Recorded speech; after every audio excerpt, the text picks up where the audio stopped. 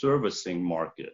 The servicing market is something that we have not heard of and we have not dealt with much before, but applying that to the new CARE Act. What is the CARE Act? Well, that's when the government and all the Congress people say you can go ahead and not pay your mortgage payment for 3 months, or you can put that into forbearance. Well, what is the total impact on that? Well, because with 3 million people that's unemployed, let's take 10% of the people who decide to take advantage of not making mortgage payment for 3 months. What does it look like in a servicing end? Well, 3 million people, 10% is probably 300,000 people.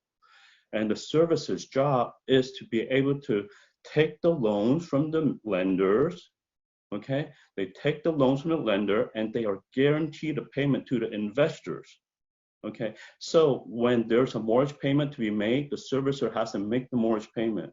When there's a property tax payment, the servicer has to make the property tax payment. When there's an insurance payment, the servicer has to make the insurance payment. If you have 3,000 people applying for no payments per month out of 3 million unemployed, if the payment was $2,000 a month, what is that? That's about $600 million shortfall on the servicer side.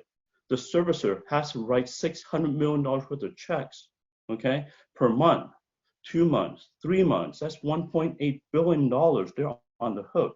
So at some point, that will have an impact.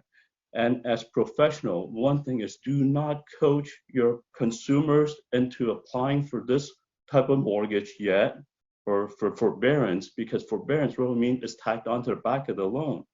How will they be able to qualify for a new loan in the future, right?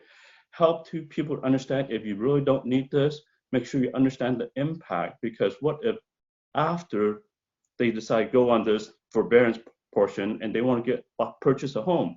Well, what if they apply the past guideline, which means you have to have 12 months of current mortgage payment before this forbearance period, and during this forbearance period, what if you cannot have any lates on all your mortgage credit cards?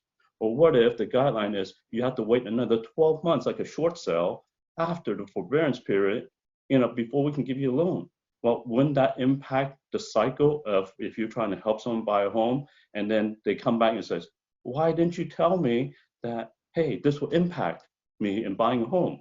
As we went through the short sale process, a lot of short sale folks were saying, my realtor never told me I can't buy a home after I do a short sale. But let's just avoid that.